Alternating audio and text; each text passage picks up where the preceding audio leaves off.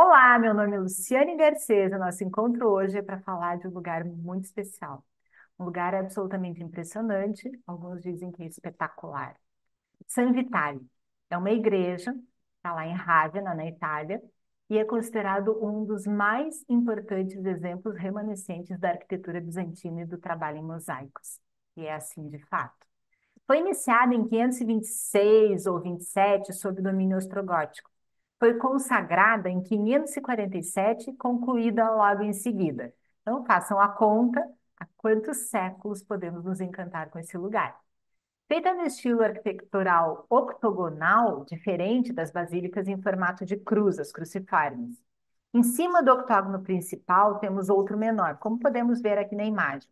O exterior da igreja é feito de tijolos, que foram retirados de edifícios romanos mais antigos, uma prática bastante comum na época, o que dá à igreja uma certa aparência mais séria, mais solene, mas por dentro é um espetáculo.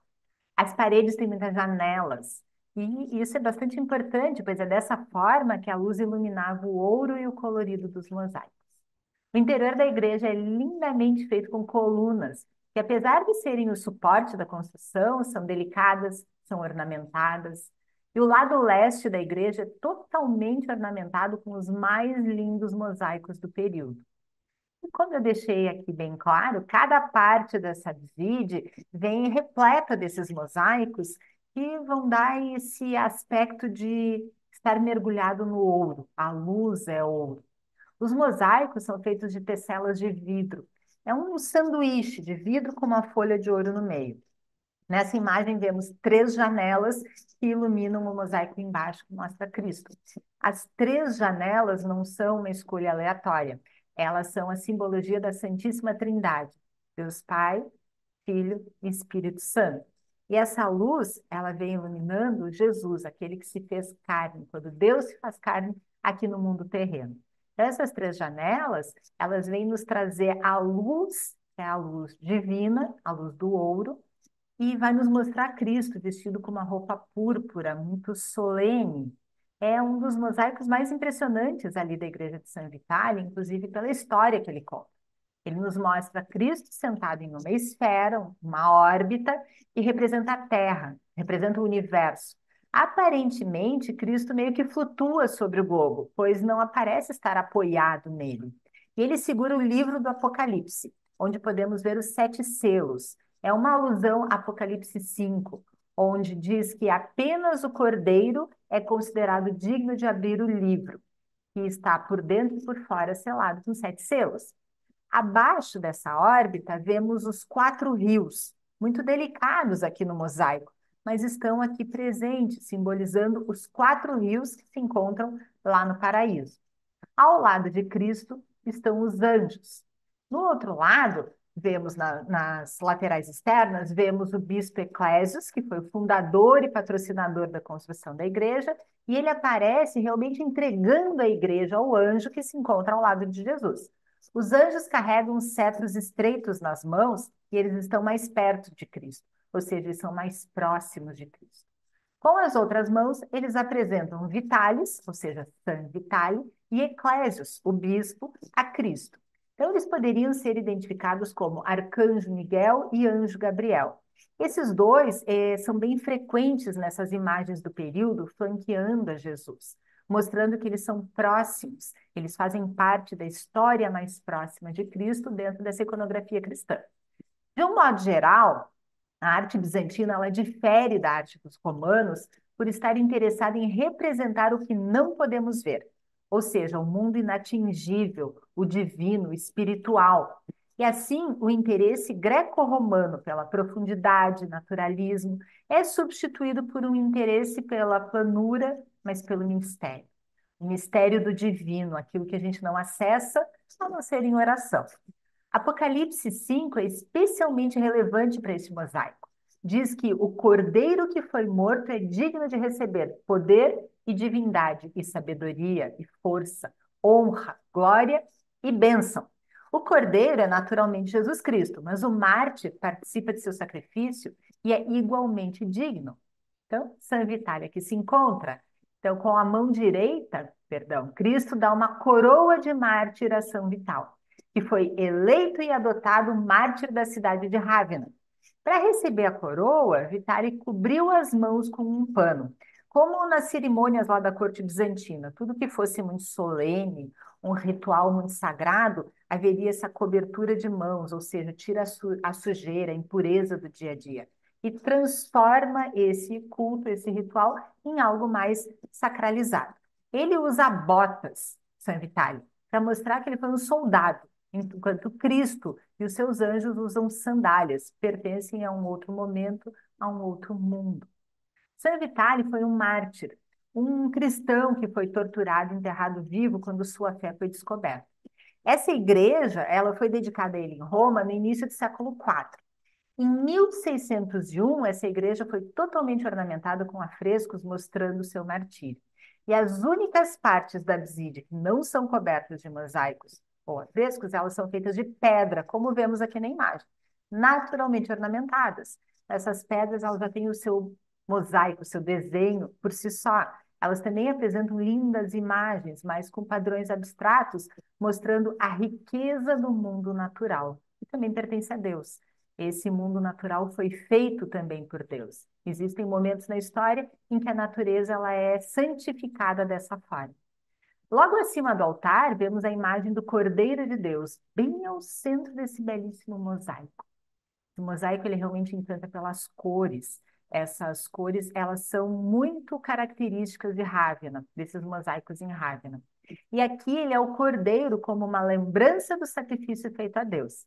Cristo sendo sacrificado pela humanidade, assim como os pagãos sacrificavam aos deuses os cordeiros na Roma antiga. A coroa que está sendo segurada por 4 anjos, que estão apoiados em globos, em referência ao globo onde Cristo se apoia ali no outro mosaico.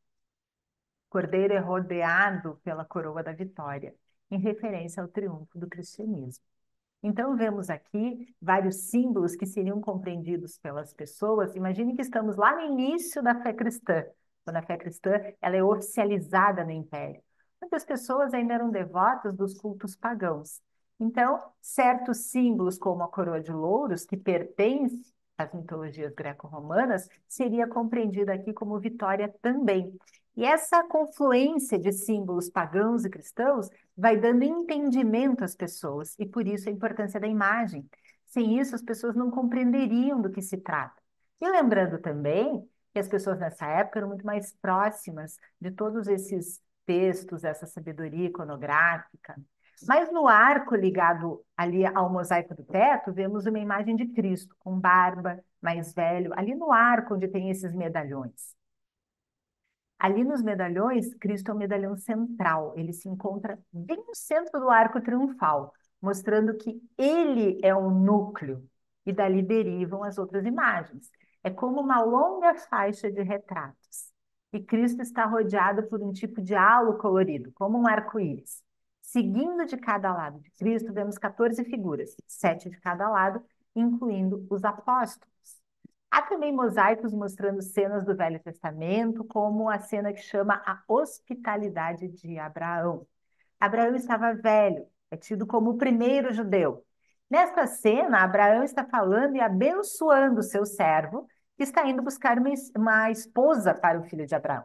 Ele vai escolher de acordo com as ordens do Senhor. E Abraão abençoa o servo com a sua espada na presença de anjos. Tudo isso aqui contado em imagens, imagens mais sutis, mais tranquilas, com cores não tão enfáticas quanto as cores que falam do Cordeiro de Deus. San Vitale ainda hoje impressiona pela qualidade das suas imagens, pelo colorido dos seus mosaicos, pela preservação desses mosaicos e da igreja em si. Os mosaicos cobrem cada parede, cada ângulo da igreja, cada arco, e vem sobrevivendo há centenas de anos. São séculos de história contadas aqui. As colunas e os mármores foram trazidas do Oriente, importadas de Constantinopla, a capital do Império Bizantino, atestando a importância e preciosismo dessa igreja. E não é à toa, as colunas, elas realmente deixaram para trás as ordens clássicas, elas não são dóricas, jônicas ou coríntias. Elas são cristãs. lá no seu início, tentando encontrar o seu próprio estilo com uma nova iconografia e uma nova arquitetura. Uma nova crença no império, a crença cristã. Uma nova arquitetura no império, a arquitetura que vai refletir essa nova religião, tentar unir esses povos em torno de uma única crença. Lembrando que o cristianismo tinha várias vertentes ainda lá no início. E aqui temos a combinação de mármores, colunas, mosaicos que nos transportam a um outro tempo, a um outro momento, e vai fazer isso de uma maneira impressionante. Os dois mosaicos mais importantes da igreja, no entanto, não são aquele de Cristo ou do Cordeiro. Eles estão flanqueando a abside. São os mosaicos que mostram o imperador Justiniano, aquele que mandou construir a nova igreja Hagia Sófia, lá em Constantinopla, hoje em Istambul. Pois Justiniano está aqui também, ele e Teodora, sua esposa a imperatriz. Eles nunca realmente vieram a Rávena, ficaram lá em Constantinopla. Os mosaicos serviriam para reassegurar o domínio do imperador, que se encontrava lá no Império Romano Oriental, Império Bizantino, sobre a cidade de Rávena, localizada aqui no que é hoje a Itália. No século V, a cidade se encontrava sob domínio dos godos. No início dos anos 500, século VI, Justiniano manda seu general, Belisário, para que reconquiste Rávena, restabeleça a religião cristã ortodoxa apropriada, segundo o imperador. Portanto, esses mosaicos, barra retratos, são uma lembrança do controle por parte do governo de Constantinopla, aqui em Rávena, mesmo sem estar fisicamente no local. Justiniano se encontra lá no Império Bizantino, onde é a atual Turquia. E a mensagem é: eu comando o império, mesmo não estando na Itália. Então, vemos o poder espiritual lado a lado com o poder político, o poder do imperador. Vemos o imperador Justiniano aqui ao centro, vestido com um tom púrpura, que é a cor associada ao trono, à realeza, e também é a cor associada à divindade. Lembrem ali do mosaico de Jesus Cristo. Justiniano aqui está cercado por representantes da corte, da igreja e soldados, ou seja, é algo muito intencional. São os três centros de poder: a igreja, o império, na figura do imperador, e o exército. Igreja, império e exército representados dentro desse que é um espaço sagrado.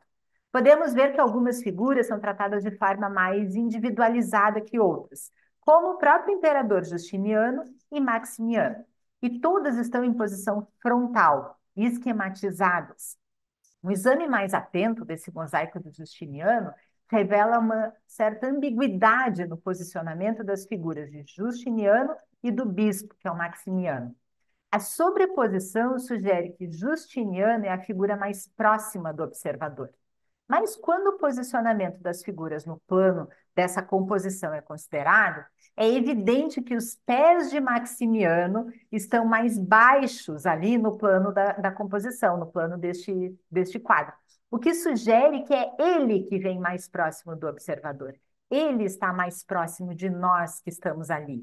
E isso talvez possa ser visto como indicação de uma certa tensão entre a autoridade do imperador e a autoridade da igreja. Uma certa disputa de autoridades que estaria presente aqui.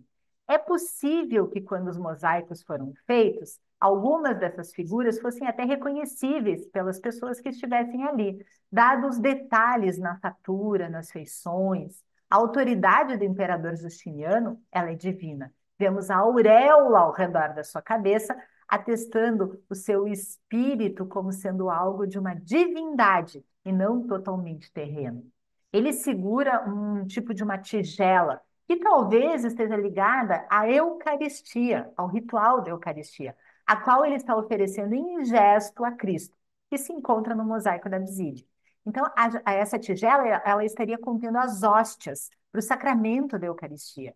Percebemos na composição esquemática que os cânones clássicos naturalistas foram deixados para trás. Aqui nós já nos encontramos no medieval, mas esse movimento de entregar a tigela estaria sendo jogado para o mesmo lado onde estaria o padre oficiando esse que é o sacramento da Eucaristia. Os soldados são retratados de forma mais anônima. Se olharmos as figuras com mais cuidado, podemos ver que as proporções extras elas não foram cumpridas. não fazia parte da preocupação do artista. Então, essa proporção do corpo, ela não é uma preocupação nesse momento. Mas, observando os pés, como vimos aqui nessa imagem, eles não parecem estar em tamanho real. Eles não são grandes o suficiente para sustentar a figura, o peso desses corpos. Eles parecem flutuar num espaço mais eterno, divino, e não terreno. Ao lado de Justiniano, vemos o bispo Maximiano, o seu nome acima da cabeça. Entretanto, o nome talvez tenha sido adicionado mais tarde. Mas Maximiano ele segura uma linda cruz de ouro e pedras preciosas.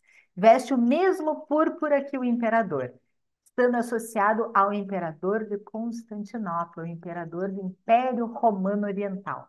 A figura perto do bispo segura um livro do Evangelho. E a figura mais à direita segura um incensário. Vemos aqui mais de perto isso tudo. O que vemos é uma cena do imperador liderando um tipo de procissão para a Eucaristia. Então, o mosaico ele se encontra na parte da igreja onde efetivamente era feito o sacramento da Eucaristia durante as missas. O fiel, ou nós como espectadores, se colocaria à frente da imagem feita com tecelas coloridas, com ouro, com esse brilho muito divino, e ali estaria sendo ele também abençoado, sendo o ouro muito usado na arte bizantina como recurso para aludir ao sagrado, ao eterno, aquilo que a gente não vê, ao mistério. O ouro já é algo simbólico como divino desde lá dos imperadores romanos, desde os faraós egípcios, os reis mesopotâmicos. Então, aqui no Império Bizantino, isso vai estar sendo assimilado. As pessoas compreenderiam isso como algo que pertence a um mundo que não é o mundo em que a gente vive, não é esse mundo concreto. E as tecelas, elas cobririam, como eu falei, essas paredes em ângulos, pensados para que a luz que entrasse pelas janelas refletisse de forma exata essa movimentação, de maneira a inundar o ambiente com essa luz dourada, mas também criar uma certa movimentação. Imaginem a luz de velas, das lamparinas, que se mexe conforme o vento ou o movimento das pessoas, e essa luz, ela é dinâmica, ela não é estática como a luz da energia elétrica, não era uma luz que existia na época. Então, o ambiente aqui na igreja seria diferenciado. Já no outro painel, que temos aqui na imagem, vemos Teodora, imperatriz, esposa do imperador Justiniano. Ela está em frente ao mosaico do imperador, ambos como um espelhamento. Os dois se olham, dando grande importância a essa imperatriz, isso não era comum naquela época. Ao que sabemos, Teodora governou junto com o imperador, o que era muito raro nesse período. Não foi a única, mas não era algo comum. Apesar de ela ser de uma classe mais humilde, então, numa hierarquia social, ela era inferior ao imperador, ao que sabemos, ela era filha de um adestrador de ursos no hipódromo de Constantinopla. Sua mãe lhe ensinou movimentos para se apresentar ali no palco também. Teodora vira, então, bailarina, dançarina, atriz, mímica, comediante. Aos 15 anos, ela já era estrela do hipódromo. Dizem que era muito linda, que encantava a todos que a vissem. Ela também se tornou, como grande parte das atrizes e dançarinas da época, uma prostituta. Isso era esperado nesse tipo de trabalho. Aos 18 anos, Teodora larga tudo para ficar com o governador da atual Líbia, uma pessoa muito importante na época. Pouco depois, eles se separaram e, ao voltar para Constantinopla, Teodora se juntou a uma comunidade ascética no deserto, perto da Alexandria, lá no Egito. A experiência fez dela uma devota de uma certa vertente do cristianismo que acreditava que Jesus era totalmente divino e não divino e humano como sustentava a Igreja Ortodoxa e sustenta a Igreja Cristã e Católica hoje. Como consequência, ela renunciou oficialmente à sua vida como atriz ou à prostituição, e quando voltou à capital do império, ela foi morar perto do palácio e ser tecelã. Então, ela vai trabalhar com a arte. Ela tinha 21 anos quando conheceu Justiniano, que na época tinha 39. Apesar da diferença de idade, se sabe que ele se apaixonou completamente. E segundo alguns historiadores, Teodora não foi apenas uma figurante no império. O casal era conhecido por governar de igual para igual. Ela era de fato uma corregente no império de Justiniano. Juntos, eles criaram um legado duradouro, moldando o conceito do Estado ocidental moderno, o poder da Igreja Ortodoxa Oriental, as bases do direito europeu. Justiniano ordenou uma completa compilação e modernização do direito romano, conhecido como Codex, onde Teodora atuou em prol dos direitos das prostitutas, mandando fechar bordéis, criando abrigos para essas mulheres e aprovando leis que proibiam a prostituição forçada. Teodora fez muita diferença no seu tempo. Ampliou os direitos das mulheres em caso de divórcio, concedendo direito à propriedade e instituindo a pena de morte em caso de estupro, algo inédito até então. Ao mesmo tempo, também aboliu uma lei que permitia que as mulheres fossem mortas por cometer adultério. E Justiniano esteve ao lado dela, junto nesses desafios todos. Mesmo após sua morte, a morte de Teodora, o status das mulheres no Império Bizantino era considerado muito, muito superior ao das mulheres no Oriente Médio e na própria Europa. A contribuição mais importante do imperador Justiniano, talvez, tenha sido esse código jurídico romano unificado. Antes do seu reinado, as leis romanas elas diferiam de região para região e muitas, inclusive, se contradiziam. Teodora aparece aqui nesse mosaico com toda a pompa e circunstância que lhe era devida de fato. Ela vem vestida com um traje bastante elaborado, coberta de joias, rubis, esmeraldas, safiras, pérolas imensas. Através dessa imagem, temos a importância de Teodora, não só no Império, mas na história. Atrás de sua cabeça, assim como atrás da cabeça de Justiniano, vemos a auréola, que fala não só de sua própria divindade, mas da origem divina de sua autoridade como imperatriz. É Deus atestando que eles são representantes divinos aqui na Terra. Assim como Justiniano, ela que carrega a tigela com as hóstias para a Eucaristia, Teodora carrega o vinho para o mesmo sacramento.